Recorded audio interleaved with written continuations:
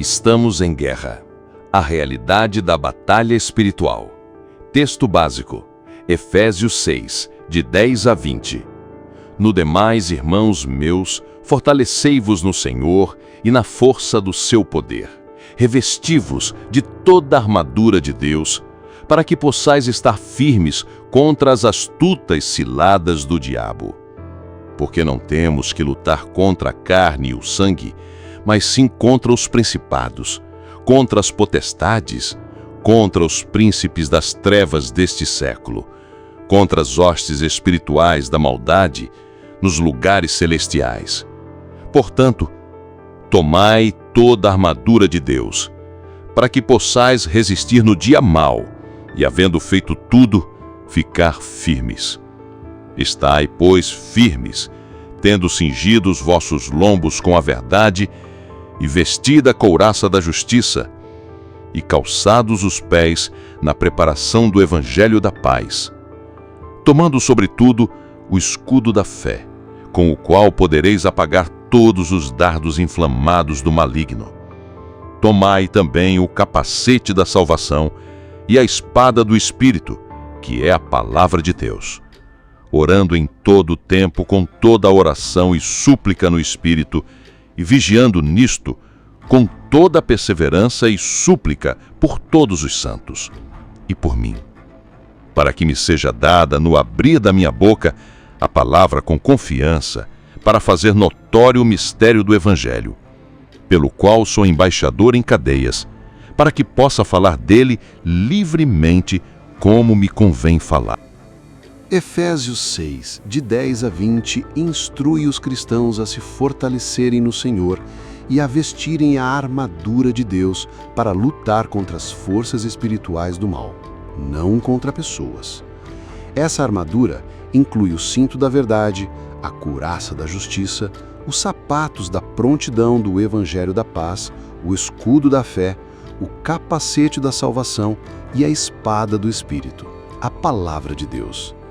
A passagem também exorta os crentes a orar no Espírito com vigilância e perseverança, intercedendo por outros santos e por Paulo, que servia como um embaixador do Evangelho.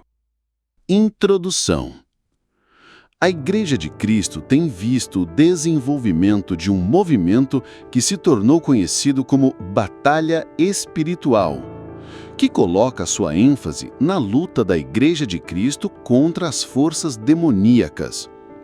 O crescente interesse desses grupos religiosos em temas como demônios, Satanás, maldições e anjos corresponde ao aumento do interesse humano pelo misticismo e ocultismo. Há alguns motivos para preocupações legítimas sobre esse movimento. O principal deles é que, nos locais e igrejas em que ele floresceu, foi produzido um tipo de cristianismo em que a atividade satânica se tornou o centro da mensagem.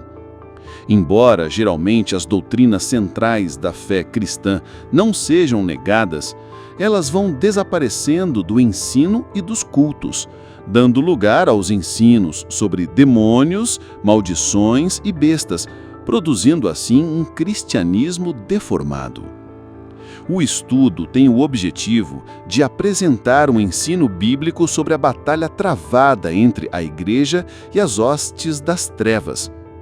A lição de hoje dá o primeiro passo nesse sentido, mostrando que, de fato, estamos em guerra. Primeiro, a realidade da guerra.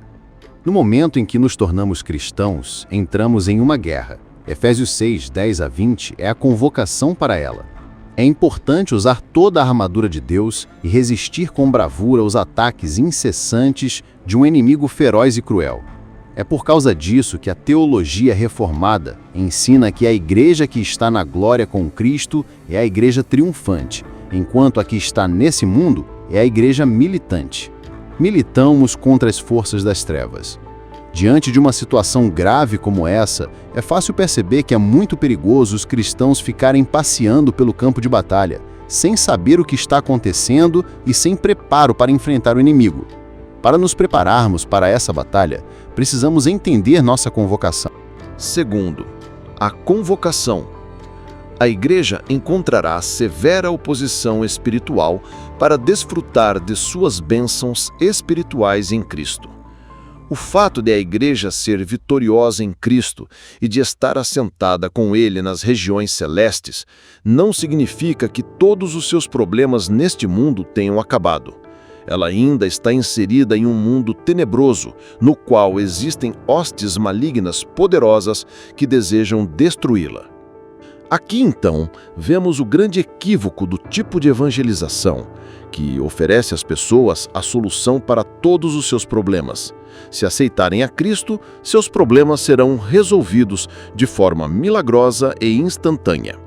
Na verdade, porém, quando a pessoa crê em Cristo, surgem problemas novos e outros se agravam, porque agora ela é a habitação do Espírito, o Consolador. Mas o diabo, vosso adversário, anda em derredor, como o leão que ruge, procurando alguém para devorar. Além disso, a sua própria consciência a acusará do pecado e lhe tirará a paz quando desobedecer, o que antes fazia com a consciência tranquila. As manifestações das obras da carne tinham espaço sem conflito espiritual. Agora, carne e espírito lutam porque são opostos entre si. Essa luta não era travada antes. O que ocorre é que Cristo veio resolver o problema da redenção de seu povo, morrendo por todos os que o Pai lhe deu. Ele fez isso de modo definitivo, tornando-nos herdeiros de uma herança que está guardada no céu, para nós que somos guardados para ela aqui. Ao mesmo tempo, continuamos vivendo neste mundo caído, com problemas de toda espécie. Sentimos dor e tristeza, choramos, e pior, temos de lutar também com a nossa natureza decaída, que busca ainda dar ouvidos à voz do tentador. É nessa esfera que se trava a batalha espiritual, e esse é um problema que teremos de enfrentar até nosso chamamento ou até o dia final. Efésios 6, de 10 a 13, é a convocação para essa batalha. Observe que a ordem dada ali reflete a ideia de que os cristãos já estão em um combate, mas precisam despertar para essa realidade. Em outra lição, trataremos da armadura. Quanto ao mais, sede fortalecidos no Senhor e na força do seu poder. O poder para enfrentar as hostes malignas não vem de palavras mágicas, nem de técnicas espirituais, nem de estratégias mirabolantes, mas de Deus. É dessa força que os cristãos precisam aprender a depender. Quanto maior sua comunhão com Deus, maior sua força espiritual. Revesti-vos de toda a armadura de Deus. A partir do verso 14, Paulo descreve toda a armadura de Deus. Aqui, ele apresenta as razões para os cristãos se revestirem dela. O primeiro motivo é para ficardes firmes contra as ciladas do diabo. O propósito da armadura é que a igreja se mantenha firme. O inimigo prepara ciladas ardilosas. A armadura de Deus protege os cristãos contra elas. A segunda razão é que nossa luta não é contra carne ou sangue. Os cristãos não estão sendo atacados por outros seres humanos, contra os quais devam reagir com armas humanas. Nossa luta não é contra meios de comunicação que tentam nos difamar e induzir ao erro, nem contra os hereges que entram sorrateiramente nas igrejas para tentar sufocá-las com seus falsos ensinamentos. Em última análise, nossa luta é contra as forças espirituais do mal. Diante disso, a igreja só pode resistir se usar corretamente as armas espirituais dadas por Deus. A terceira razão é para que possais resistir no dia mau. Na verdade, nesse mundo caído, todos os dias são maus, mas alguns são piores que os outros. O dia mau é aquele período em que os poderes malignos têm mais oportunidades para atacar a igreja em geral e os crentes em particular. Todo crente verdadeiro já passou por um dia mau. Aquele momento em que se tem a impressão de que todas as forças malignas estão voltadas contra ele para destruir sua vida, seu casamento, sua conduta moral, seu relacionamento com Deus, sua certeza da providência de Deus, sua certeza de salvação. Até mesmo um homem justo e temente a Deus como Jó conheceu esse dia. Terceiro, Os perigos do combate cristão. Há alguns perigos relacionados a esse ensino bíblico que precisam ser levados em conta pelos cristãos. Esses perigos se tornam especialmente reais quando os cristãos perdem a sobriedade do ensino bíblico. Primeiro perigo. O primeiro é a tendência de ver o diabo em todos os lugares, atribuindo a ele mais do que é devido, responsabilizando-o por ações e atitudes que, na verdade, são nossas. Somos responsáveis diante de Deus e da sociedade pelos pecados que praticamos. Segundo perigo. O segundo perigo, igualmente real e danoso, é reagirmos a essa tendência diabolizante, colocando-nos no outro extremo, isto é, negligenciando a realidade não apenas da batalha espiritual, mas também a realidade da existência do diabo e dos demônios. Há muitos cristãos que negam a possibilidade de possessão demoníaca hoje e explicam os casos de possessão em nossos dias em termos de desvios mentais, distúrbios psicológicos, esquizofrenias, etc. É claro que essas condições físicas e psicológicas são reais, mas elas não podem explicar todo o comportamento anormal que existe no mundo. Quando passamos a explicar a miséria, a desgraça, as guerras e a violência deste mundo exclusivamente em termos naturais, tornamo-nos semelhantes ao mundo moderno secularizado, que não crê na existência de forças malignas.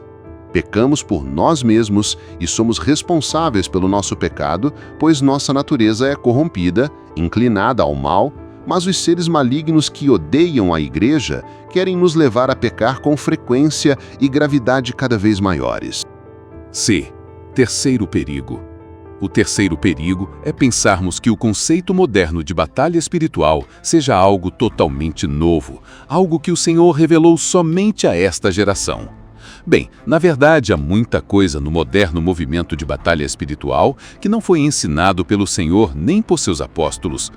Há muita coisa nesse movimento que simplesmente não é encontrada na Bíblia. No entanto, o tema do conflito entre a Igreja e os poderes das trevas não é novo. Está revelado na Bíblia há muito tempo. D. Quarto perigo. O quarto perigo é pensarmos que os métodos do moderno movimento de batalha espiritual são uma saída fácil para os problemas que nos afligem. Muitos certamente gostariam de resolver seus problemas de temperamento, hábitos pecaminosos, opressão econômica, língua maligna ou pensamentos impuros simplesmente repreendendo e amarrando demônios. O caminho apresentado na Bíblia, porém, é o da santificação, o uso dos meios de graça. Em vez de amarrar demônios, precisamos amarrar a língua maliciosa, a cabeça vazia, os olhos cobiçosos. Conclusão. No mundo inteiro, as pessoas enfrentam o fracasso ao tentarem lidar com seus problemas morais. Problemas como violência, guerras, fome e corrupção afligem a humanidade desde o seu surgimento. A razão para isso é que, além de sua própria inclinação para o mal, há um poder maior que o ser humano que o assedia. Embora o ser humano seja mesmo o responsável pelos seus atos, existe um poder maligno que o influencia e contra o qual a Igreja é convocada a lutar, com a armadura de Deus e a graça de Cristo. Aplicação. Você consegue identificar pontos da sua vida em que a batalha espiritual é mais renhida? Consegue identificar pontos na vida da Igreja de Cristo em que a batalha é mais avassaladora? Ao identificar esses pontos, o que você deve fazer? No próximo vídeo, continuaremos os estudos sobre A Batalha Espiritual Continua. E se você gostou deste vídeo, não se esqueça de deixar seu like, compartilhar com os amigos e pessoas que precisam aprender mais sobre a Palavra de Deus. Todas as referências bíblicas vão estar na descrição do vídeo. Que Deus, nosso Senhor, abençoe a todos.